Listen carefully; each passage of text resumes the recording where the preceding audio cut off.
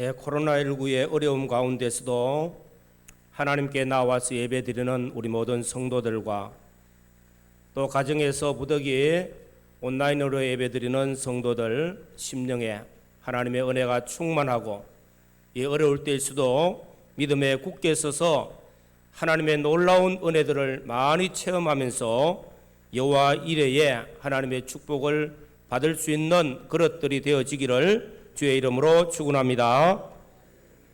신구약 성경 말씀은 이스라엘의 역사가 많이 기록되고 있습니다. 이런 역사들을 통해서 우리에게 구원 도리를 가르쳐 주시고 또 우리에게 교훈하시는 바가 있습니다. 우리는 이런 말씀들을 통해서 우리 자신의 구원 도리를 발견하고 깨닫고 또 교훈으로 삼아야 되겠습니다. 이스라엘 역사에 있어서 특별히 이스라엘의 왕정 시대에 있어서는 다윗 왕 시대와 솔로몬 왕 시대가 가장 부흥하고 성장하고 또 강성한 나라로서 자리를 잡았습니다. 그러나 그 아들 때 로보암 시대 때부터 나라가 나누어져서 북이스라엘과 남유다 나누어졌습니다.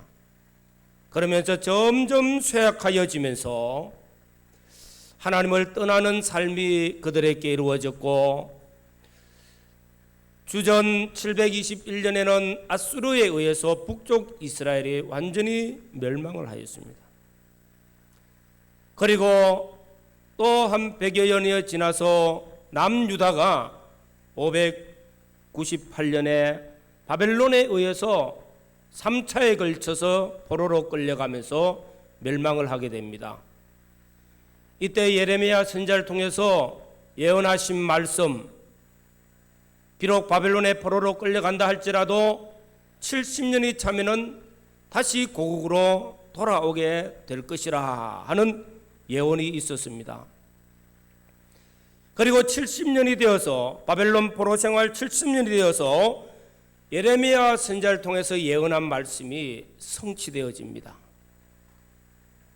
우리는 그 말씀을 에스라 1장을 통해서 이를 행하시고 또 이를 성취하시는 여호와 하나님, 주권자 하나님께서 고레스 왕의 마음을 감동시켜 하나님께서 예레미야의 말씀을 통해서 예언하신 그 말씀을 응하게 하시고자 이스라엘 백성들에게 예루살렘에 올라가서 성전을 건축하라 하는 칙령이 내리게 됩니다.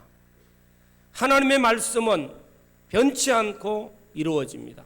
그 일을 위해서 일을 행하시고 또 만들어 성취하신 하나님, 여호와 주권자 하나님 되심을 오늘 우리에게 확실히 믿고 우리 역사 가운데서도 하나님께서 일하시는 분, 그 하나님을 의지하고 의탁하면서 우리 믿음을 굳게 세워 나가야 되겠습니다. 이스라엘 백성들이 공식적으로 바벨론 포로 생활 70년 만에 돌아옵니다. 1차 귀환은 스룹바벨 총독의 인솔하에 돌아와서 성전을 건축하게 되어집니다.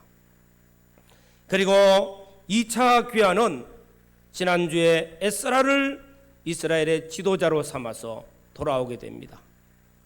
에스라는 율법학자로서 그는 이스라엘 백성들을 이끌고 돌아와서 이스라엘의 신앙, 율법으로 말씀을 가르치고 말씀을 통해서 신앙을 회복하게 만드는 일을 합니다. 그리고 3차 귀환은 느헤미야에 의해서 돌아오게 되어지는데 이스라엘 백성들이 성벽이 무너져서 형편없는 가운데 있는 이 예루살렘 성벽 재건을 이루게 됩니다.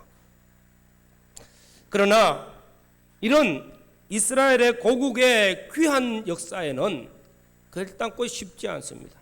엄청난 어려움들이 많이 있었다는 것입니다.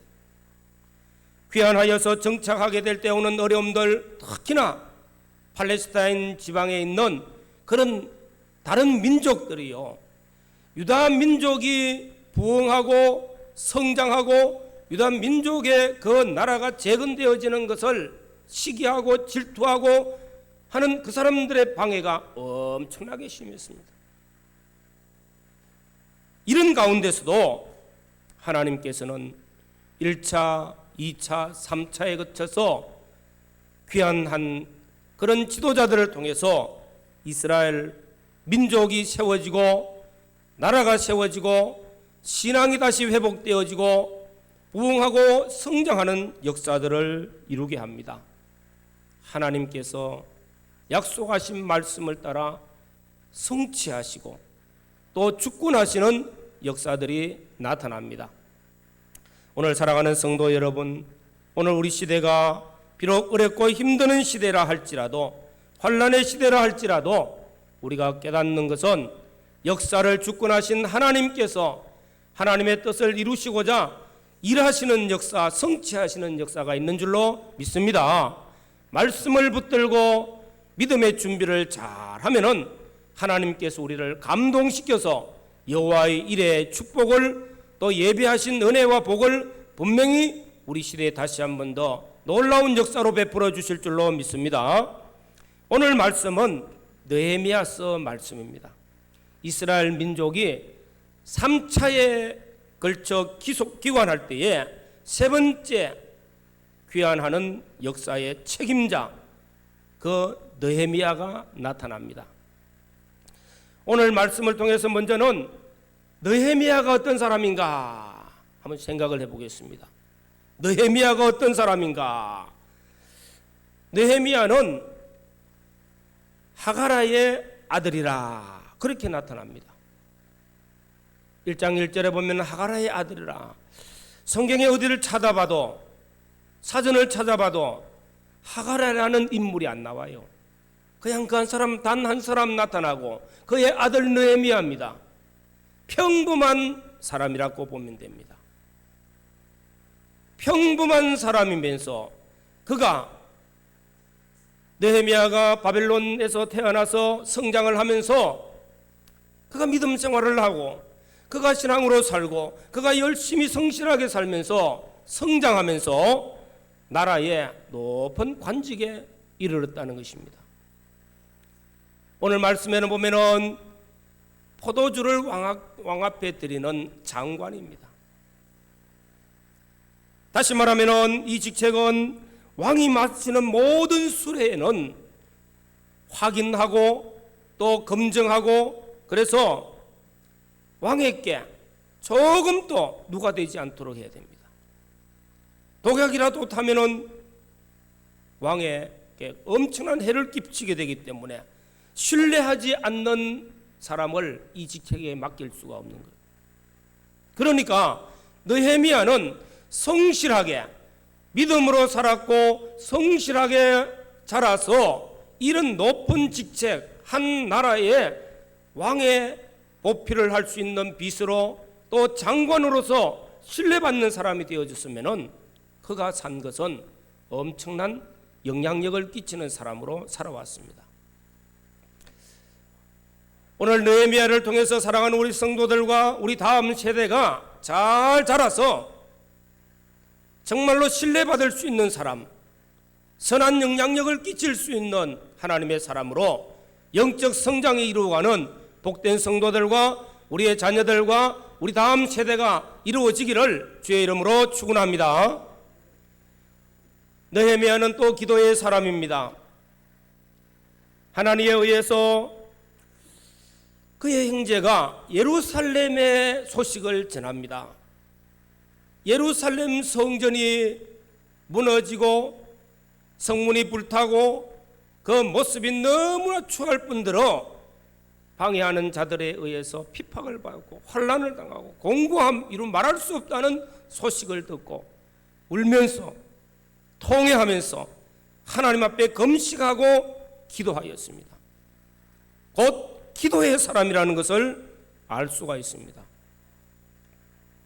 그리고 그의 마음속에는 하나님께 선한 비전을 가졌습니다. 예루살렘 성을 재건하고 예루살렘을 회복하는 민족의 회복을 위한 거룩한 비전을 가진 사람이었습니다. 오늘 말씀을 통해서는 우리가 배우고 깨닫고 교훈으로 삼아야 될 것은 오늘 몇 가지가 있습니다. 첫 번째로는 비전입니다. 소망입니다. 거룩한 소망, 거룩한 비전을 가지는 성도들이 되어져야 됩니다. 느헤미야의 대답에는 분명한 한 가지 목표가 담겨 있었습니다. 그가 하나님 앞에 금식하며 기도하고 왕에게 나아갈 때에 그가 하나님 앞에 부르짖는 것이나 왕에게 나아가는 것이나 그의 마음속에는 오직 이스라엘 민족의 부흥이요, 쫓겨는 예루살렘 성벽을 재건하고자 하는 간절한 소망이었습니다. 이것을 두고 그 뒤에 넘어가서 보면은 선한 일이라고 분명히 성경에는 기록하고 있습니다. 하나님의 선한 일에 대한 비전이었습니다. 하나님의 선한 일에 대한 꿈을 가졌다는 것입니다. 소망을 가졌다는 것입니다. 우리는 신앙생활하면서 거룩한 비전을 가져야 됩니다. 거룩한 소망을 가져야 된다는 것입니다. 예레미야는 결단코 개인적인 욕망이나 개인적인 비전을 가지질 않았습니다. 그런 개인적인 것이 아니라 그의 마음속에는 하나님의 선하신 일, 하나님의 선하신 소망을, 하나님의 선한 일을 소망하고 비전으로 가졌다는 사실입니다. 우리가 신앙생활하면서 교회적으로나 가정적으로나 개인적으로나 비전이 있어야 됩니다. 소망이 있어야 됩니다. 우리 교회에 대해서는 아마 모두가 다 몇 가지를 다 기억할 겁니다. 우리 달산교회를 예수 그리스도의 반석에 든든히 세워지는 교회, 예배가 회복되어지고 예배를 통해서 하나님 영광 받으시고 우리가 예배를 통해서 하나님 앞에 은혜를 입고 예배의 성공자가 되어져서 인생의 성공자가 되어지는 거룩한 비전을 우리는 기도합니다. 또 우리는 사랑의 공동체가 되어져서 그리스도의 몸의 지체로서 서로 사랑하는 사랑의 공동체가 세워지기를 비전으로 품고 있습니다. 이제는 우리가 다음 세대가 잘 양육되어지기를 기도하고 있습니다. 교회의 비전입니다. 다음 세대가 믿음에 굳게 서고 이 어려운 시대를 감당할 수 있는 믿음의 사람들이 되어지고 다음 세대가 세상에 나가서 선한 영향력을 끼칠 수 있는 사람들 되어기를 우리가 기도하고 우리가 그들을 양육합니다. 거룩한 비전입니다. 아마 가정적으로도 가진 비전이 있을 것입니다. 우리 가정이 하나님 앞에 믿음 생활 잘해서 하나님 앞에 복을 받고 우리 자녀들이 복을 받을 수 있는 축복의 통로가 되어지게 해달라고, 우리 가정이 우리 지역사회에 선한 영향력을 끼칠 수 있는 그런 하나님의 자녀들이 많이 세워지기를 기도합니다. 우리 가정이 아름다운 믿음의 가문이 되어져서 명문 가문으로 굳게 세워져서 자손 대대로 복되고 번성하여서 우리의 자녀들이 이 믿음의 대를 잘 이어나갈 수 있는 그런 축복의 통로가 되기를 기도하는 것, 아마 가정의 큰 비전인 줄로 믿습니다. 개인적으로도 아마 어떤 비전을 가지고 어떤 소망을 가지고 늘 기도하겠죠. 거룩한 소망, 거룩한 비전, 하나님의 선한 일에 대한 소망과 비전이 우리에게는 있어야 됩니다. 1953년도에 예일대학교, 미국의 예일대학교를 졸업반 학생들에게 학생들에 나가서 무엇을 할 것이냐, 너희들의 꿈이 무엇이냐 하고 적어내라고 했어요. 그런데 97%가 그냥 졸업하고 적어내지를 않았습니다. 3%가 적어낸 거예요.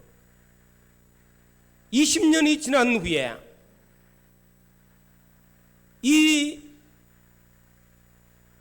목표를 가지고 나간 사람들, 또 졸업반 학생들을 대상으로 조사를 했는데 거룩한 비전을 가진 사람들이 거의가 소망을 이루었다는 것입니다. 97%보다 3%가 월등하게 목표가 성장되어졌고 목표를 이룬 모습들을 보게 되어졌다는 것입니다. 우리는 특히 믿음의 사람들은 하나님의 말씀을 붙들고 선한 비전, 거룩한 비전, 하나님이 기뻐하시는 그런 비전들을 우리 마음에 품고 기도해야 되는 줄로 믿습니다. 아무리 꿈이 좋고 비전이 좋다 할지라도 기도하지 않으면 안 돼요. 오늘 예레미야서 말씀을 통해서 주시는 교훈, 두 번째로는 기도입니다.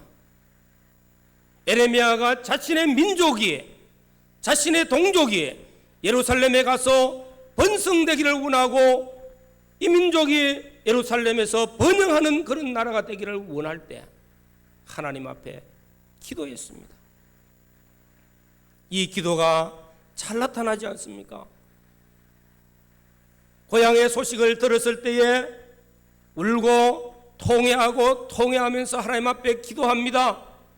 그가 금식을 하면서 기도합니다. 근 4개월을 하나님 앞에 이 제목만 가지고 기도하고 있었습니다.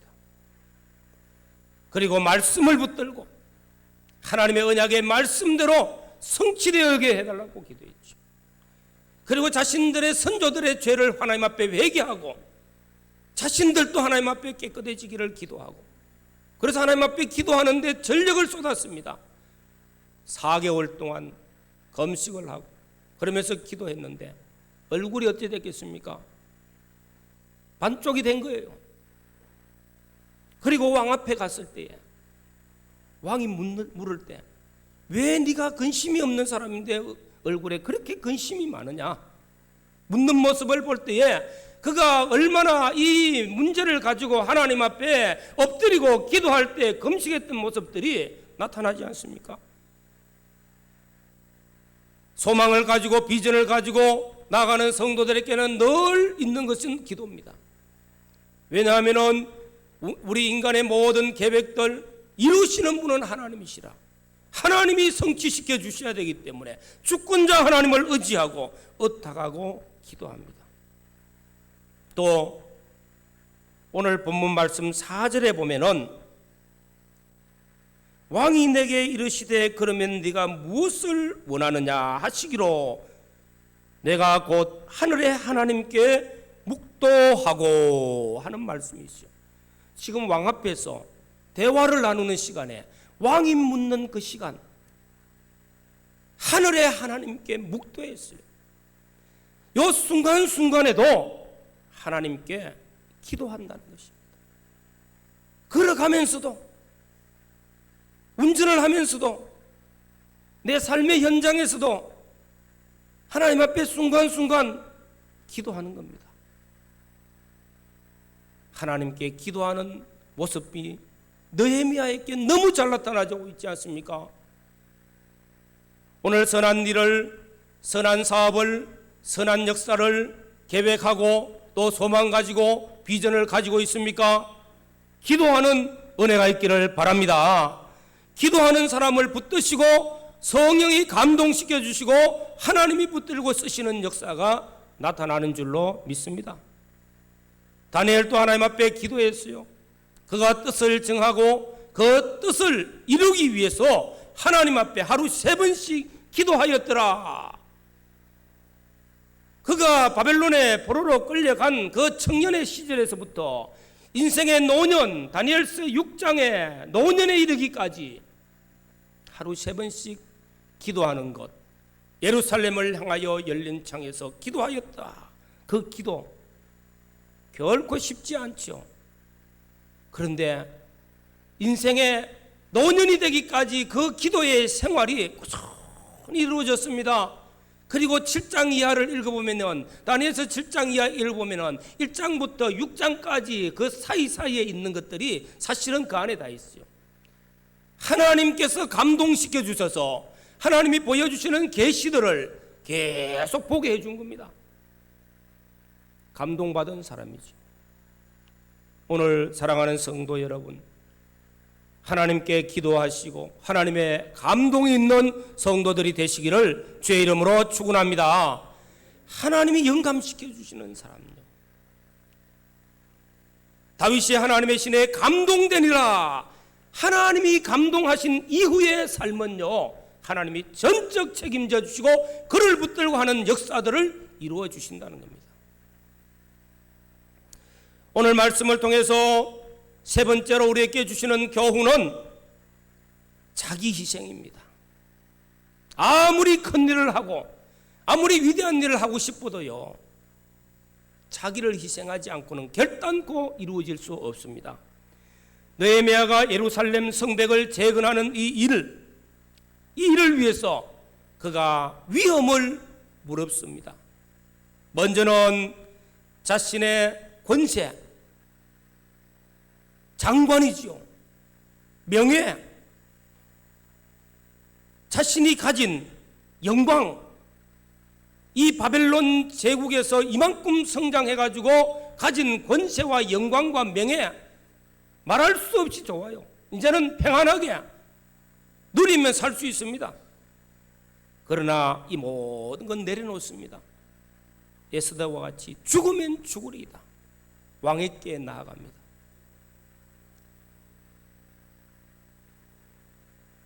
이 일이 있기 전에 르홈이라는 사람이 사마리아에 있는 사람입니다.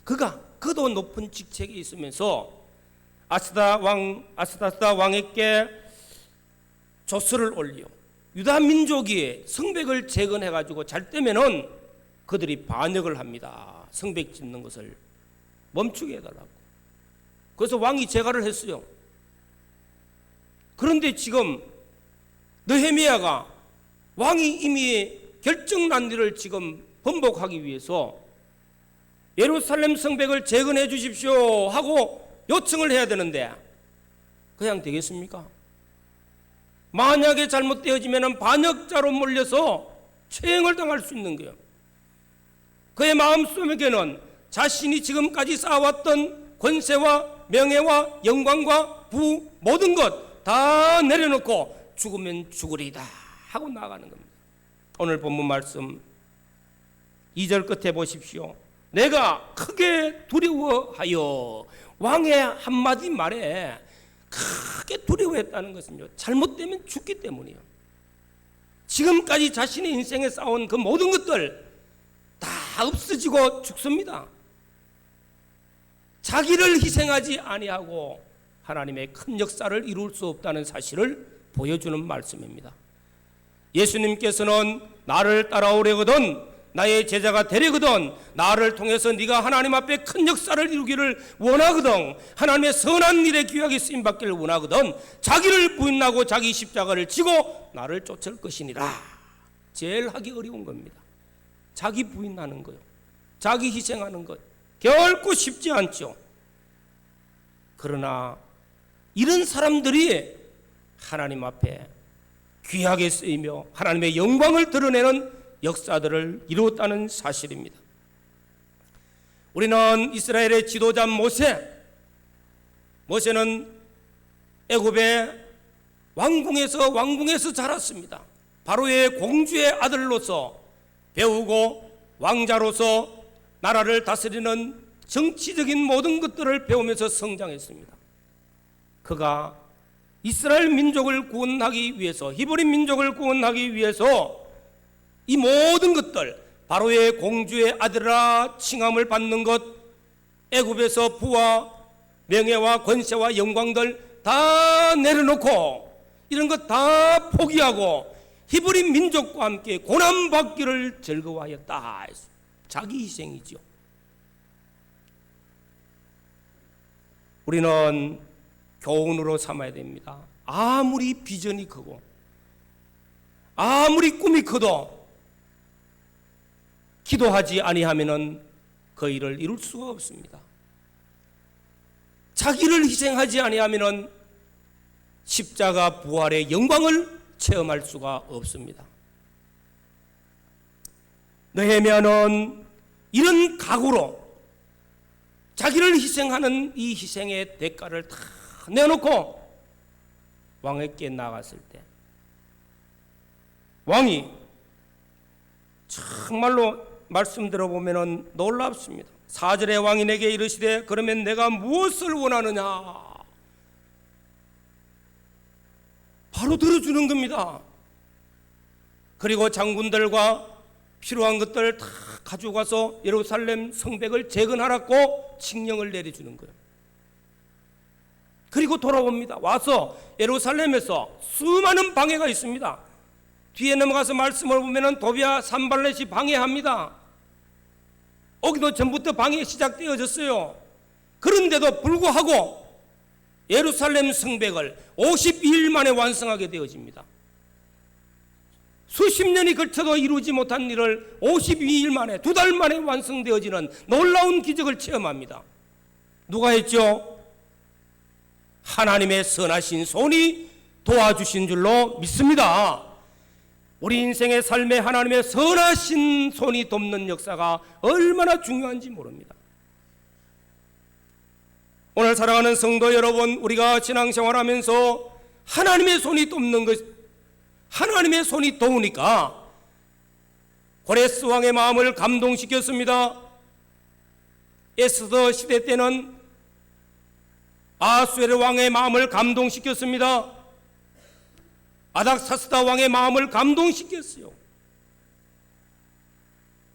비록 한 나라의 권세를 가진 왕이라 할지라도, 그가 우상을 섬기고 그가 안 믿는 불신자의 왕이라 할지라도 하나님이 감동시켜서 하나님의 백성을 도우라고 할 때는 꼼짝없이 그 일을 합니다.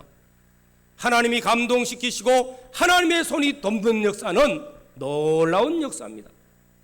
우리 인생의 삶을 걸어가십니까? 우리의 가정사를 걸어가십니까? 우리의 삶의 현장 속에 하나님의 손이 도우시는 사랑의 손길이 우리 모두에게 있기를 주의 이름으로 축원합니다. 오늘 말씀을 통해서 우리가 배우고 우리가 교훈으로 삼아야 될 말씀, 지금은 환난의 때요, 위기의 때라고, 또 미래가 불확실한 때랍니다. 그러나 이 모든 역사를 주권하고 계시는 분은 하나님이신 줄로 믿습니다. 하나님께서는 일을 행하시는 분, 일을 만들어 성취하시는 분, 그 이름을 여호와라, 언약의 약속의 말씀대로 일을 성취하시는 하나님, 주권자 하나님이신 것을 믿으십니까? 믿으시면은 하나님을 의지하고 의탁하면서 거룩한 비전을 가지고 가시기를 바랍니다. 거룩한 소망을 가지시기를 바랍니다. 그리고 그 소망이 이루어지기를 기도하시기를 바랍니다. 기도하시면은 하나님의 선한 손이 도우신다는 사실을 믿고 기도하고 내 자신을 하나님께 의탁하면은 하나님의 손이 도와서 비록 지금은 위기의 때요, 지금은 환난의 때요, 지금은 준비하는 때 같으면은 하나님께서 이 시간이 지나가면은 반드시 여호와 이레, 하나님이 예비하신 그 약속의 말씀이 우리를 통해서 성취하게 하실 때 하나님의 축복이 저와 여러분들의 손길에 반드시 임하시고 그 그릇에 가득 채워주시는 은혜와 축복이 있을 줄로 믿습니다. 준비하여서 코로나도 지나갑니다. 어려움도 지나갑니다. 준비된 사람에게 하나님께서는 여호와 이레의 복을 주십니다. 우리가 깨어 준비하면서 아름다운 신앙의 걸음을 걸어가야 되겠습니다. 다 같이 통성으로 기도드리겠습니다. 이 시간에 첫 번째로는 주권자 하나님, 이를 성취하시고 이를 이루시는 하나님 앞에 거룩한 비전을 갖게 해달라고, 그 비전을 가지고 소망 가운데 기도하시기를 바랍니다. 두 번째는 선한 손이 우리를 도와달라고 기도하시고 이 위기의 때가 지날 때 여호와 이레의 복이 나와 내 가정과 내 기업과 내 삶에도 이루어지게 해달라고 간절히 기도하시기를 바랍니다. 주님 감사합니다.